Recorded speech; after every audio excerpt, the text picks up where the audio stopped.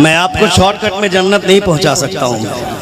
मेरे पास वो रास्ता नहीं है कि शॉर्टकट में जन्नत पहुंचा दूं। एक मरतबा सुभान अल्लाह बोल दो जन्नत में चले जाओगे। मेरे बाप की जन्नत है क्या मैं कह दूं कि जन्नत में चले जाओगे? यहाँ से स्टेज से जन्नत इतनी बांटी गई कि लोगों ने अमल करना छोड़ दिया। नहीं साहब, इतनी आसानी से जन्नत, मैं खुद जन्नत में जाऊंगा कि नहीं कोई गारंटी नहीं है। तो फिर मैं आपको किस बुनियाद पर कह दूं कि आप जन्नत में चले जाओगे?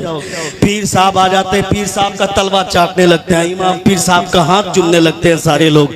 और मेरी माँ 2 साल से नाराज हैं, हम अपनी माँ से बातचीत तक नहीं करते हैं। मेरी शादी हुए 1 साल हो गया और 1 साल के बाद अपनी बीवी को अलग मकान में किराए पर लेकर के रहता हूँ।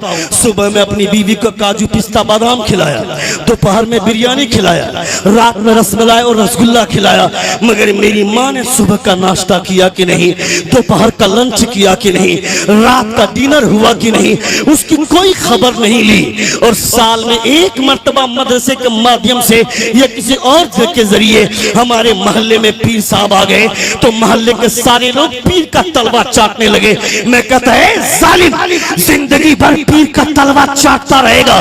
अगर तेरी माँ तुझसे नाराज है तो जन्नत क्या, जन्नत की खुशबू भी मिलने वाली नहीं है।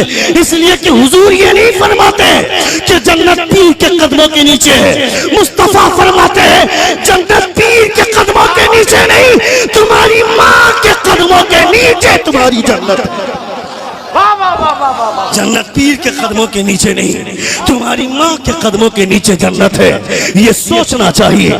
ये सारी बातें जब तुमको कही जाएंगी, शराब पर तकरीर करेंगे इमाम साहब तो लोगों को लगेगा इमाम साहब मुझको टारगेट कर रहे हैं। जुआ पर तकरीर करेंगे तो जो लोग जुआ के अड्डे पर बैठते हैं वो कहेगा इमाम साहब मुझको बोल रहे हैं। अभी ड्रीम 11 की टीम बना रहे हैं, IPL का मौसम गुजरा है, सारा नौजवान चौराहे पर खड़ा होकर ड्रीम 11 की टीम बनाता है। तुमने किस खिलाड़ी को लिया? मैंने इसको लिया है। तुमने कप्तान किसको बनाया? ए जालिम, वो जो ड्रीम 11 से पैसे आएंगे वो पैसे तेरे बाप के हैं क्या? वो पैसे हराम के हैं। वो हराम के पैसे से अपने बेटे का पेट भरेगा तो तेरा बेटा भी इमाम की गीबत करेगा, आलिम की बुराई करेगा। इस पेट में जब हराम के लुक में जाते हैं तो वो आलिमों की गीबत करता है। जब हलाल लुक में जाते हैं तो वो ये समझता है कि अब कोई दूसरा नबी आने वाला नहीं है। हुजूर के मिशन की तबलीग करने वाले यही हमारे उलमा है। मैं अपने तमाम उलमा से कहना चाहता हूँ खबरदार खबरदार, कोई सदर अपनी मर्जी की बात करता है, कोई सेक्रेटरी अपनी मर्जी की बात करता है, उसे धोसने की जरूरत नहीं है। मैंने तो अपने सेक्रेटरी को, जब मैं मनसब इमामत पर फाइज था, मैंने अपने सेक्रेटरी को चाबी का इतना बड़ा गुच्छा फेंक कर मारा था। जालिम, तेरी औकात क्या? तू सेक्रेटरी है तो तुझसे बड़े बड़े लोग मेरे जूते सीधी करते हैं। तेरी हैसियत क्या है? तू सेक्रेटरी है, तुमने देखा नहीं मेरी मर्जी न चली, मेरा इमाम मेरी बात नहीं मानेगा, इसको बदल दो। मेरे घर में मुर्गी ज़बान नहीं किया, बदल दो। मेरे घर में फातिहा नहीं पढ़ा, बदल दो। बोल दो इमाम साहब को सेक्रेटरी साहब बुला रहे हैं। कौन है सेक्रेटरी? आसमान से उतरा है क्या? सदर है तो क्या हुआ? दूसरी दुनिया का कोई आदमी आ गया क्या? खबरदार खबरदार, इस धोस में मत रहना। देखो तुमने देखा नहीं दिल्ली के जामे मस्जिद में कोई इमाम टिकता नहीं था। दिल्ली के जामे मस्जिद का मुतवल्ली सुल्तान शहंशाह औरंगजेब आलमगीर रहमतुल्लाह ताला अलैह है। कोई इमाम उस मस्जिद में टिकता नहीं है। 1 महीने के अंदर अंदर इमाम बदल जाता था।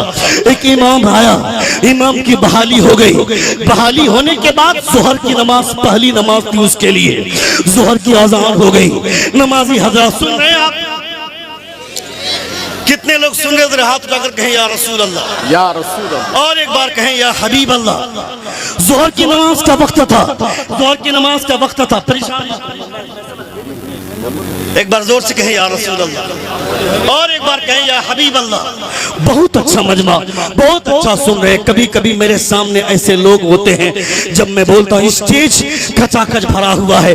बहुत सारे स्टेज पे मैंने देखा है, जब कोई मौलवी तकरीर करता होता है, स्टेज पे मौलवी हजरात ऐसे मुंह बसोर कर बैठते हैं कि चेहरा देखने के बाद घिन आती है। स्टेज का हाल इतना बुरा हो गया कि आज कोई शायर अगर नाक पढ़ता रहता है तो पीछे दो मौलवी बैठकर बात करता रहता है, आज साले को फ्लॉप करना, इसको हिट नहीं होने देना है।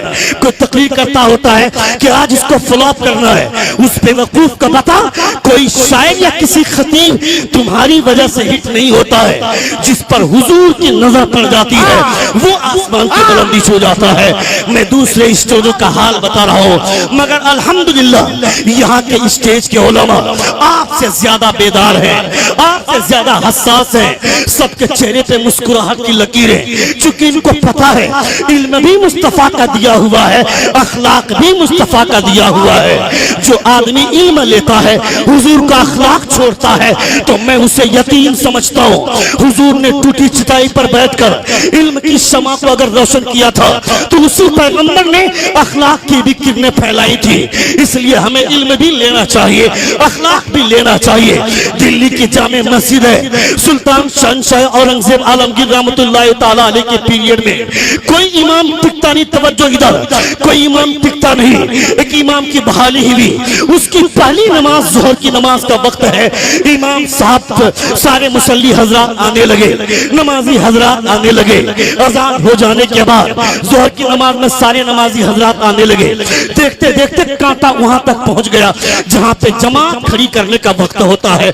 इमाम साहब ने मुअज्जिन को कहा कि इकामत पुकारो, इकामत कहो।